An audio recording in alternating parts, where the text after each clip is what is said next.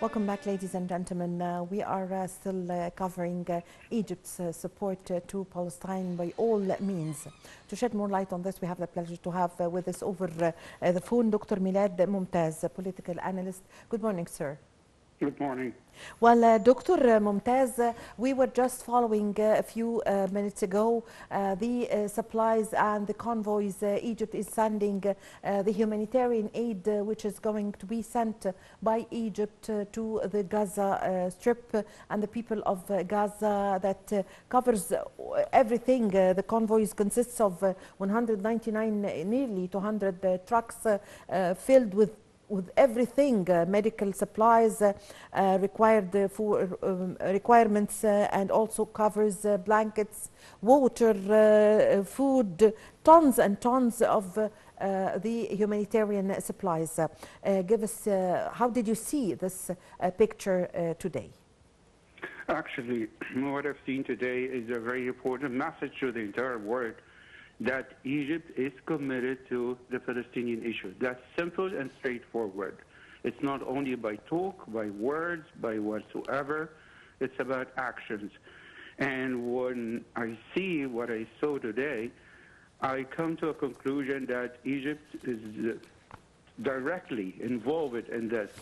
The humanitarian aid that we've seen, the convoys, the large convoys, as you pointed out, with large tonnage, 100 tons of different things with supplies, that shows that Egypt is committed. And let me add something which is very important in this context, that that's not only about today.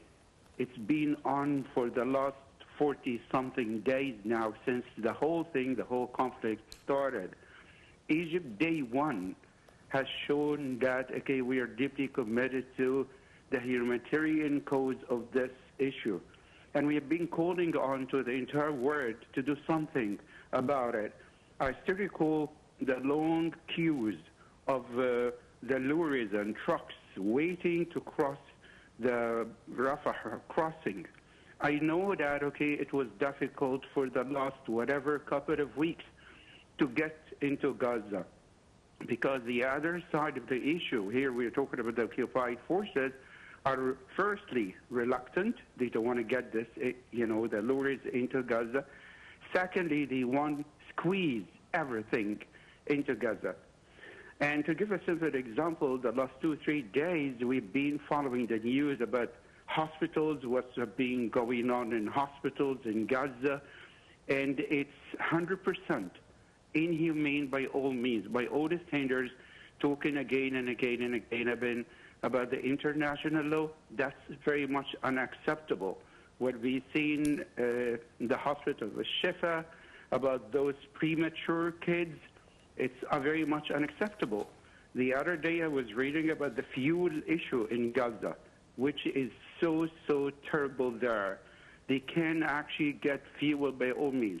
And what's been agreed in terms of fuel, I think it was yesterday, through the UN and through the UNRWA as well, that they would allow 2 trucks of fuel every other day, that's bare minimum to everyone there.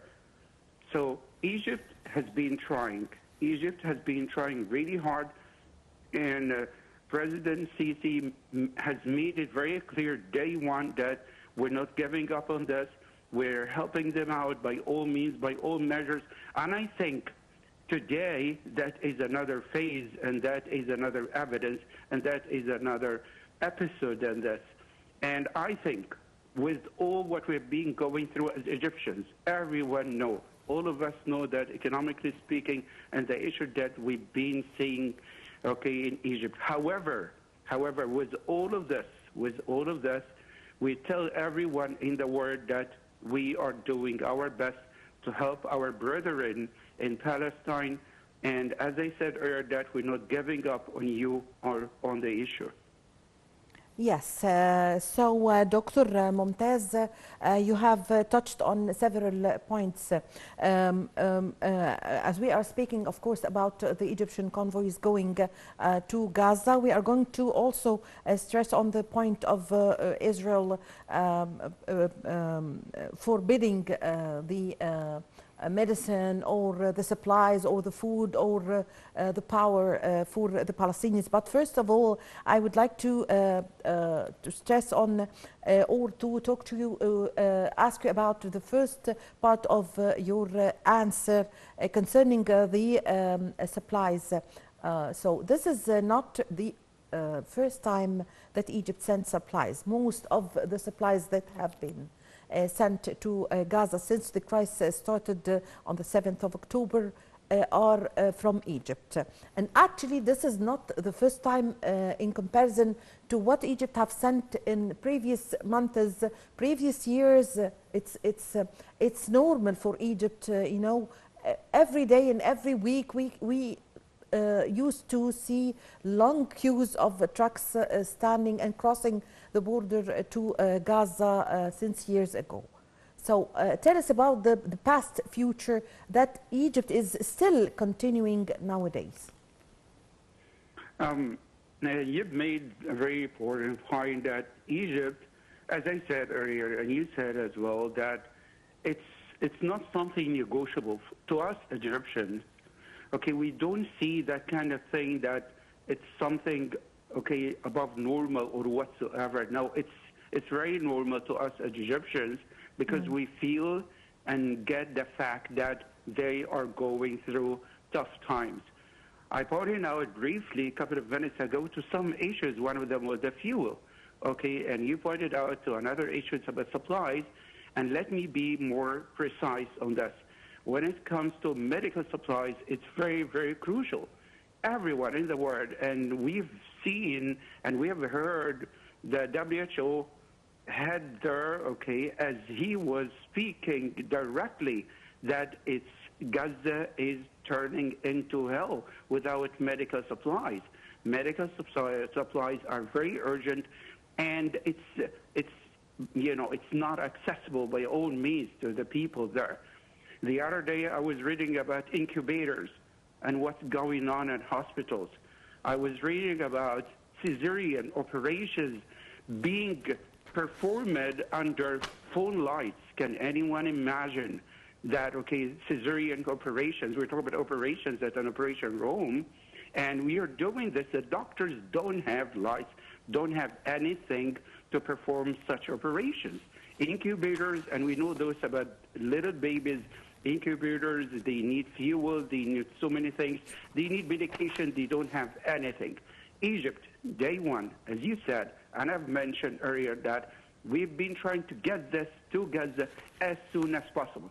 Another issue I'd like to point out too is that we are talking about 2.2 to 2.3 million people. They are actually in a bad need for this. We not talk about, okay, that, for example, 10,000, 20,000 people. We talk about a very large number of people.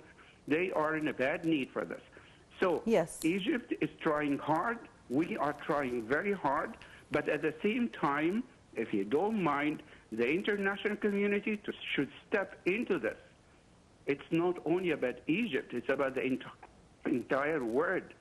As you said, and Mr. Prime Minister Dr. Madboudi pointed out, is 2/3 of the stuff that it was sent, it was through us, it was Egyptian. However, a big question that's being posed now, how about the international community?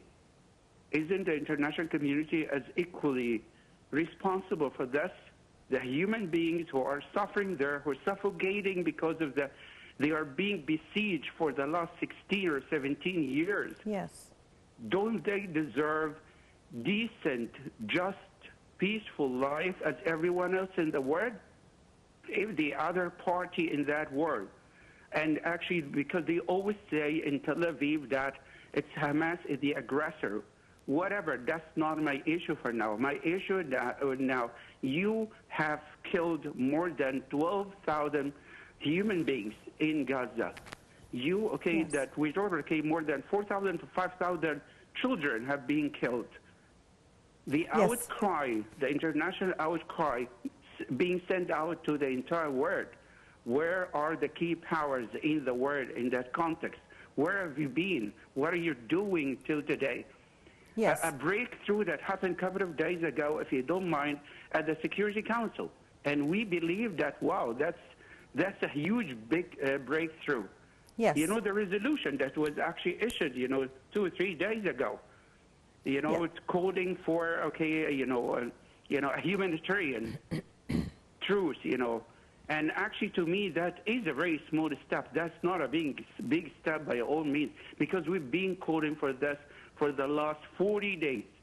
And the Yes. Security Council, which is supposed to be, by the way, the higher power in the world, it's the highest, not higher. The highest power in the world should have interfered in a much more efficient and powerful way long time ago. Even Yes. Mr. President, President Sisi pointed out to this in the extraordinary summit in Riyadh. He said very clearly that, okay, the Security Council has to do different things. I believe it was 4 or 5 things that it's a direct obligation before the Security Council to do this. Yes, Dr. Momtaz, as we are speaking now, half an hour ago, 30 minutes ago, we had an urgent news saying that the Israeli occupation forces have ordered the evacuation of Al-Shifa hospital in Gaza in the coming next hour, so in 1 hour. So it's not only attacking hospitals or asking, it has asked several hospitals before in the past 40 days, and also Al Shifa hospital before to evacuate. But now they are asking them to evacuate the hospital in 1 hour. So I believe yes. it's not only unacceptable, it's unbelievable. Yes. And that's the least to be said. I don't really get it, how they are thinking or whatever. They are putting us in the corner. I'm talking about humanity, humankind itself. You have to evacuate a hospital in 1 hour. How about those sick people? What to do? What to do with them? Where do they put them? And actually, as we have said that, okay, no supplies, no medical supplies, no fuel, no cars, Yes. no whatsoever.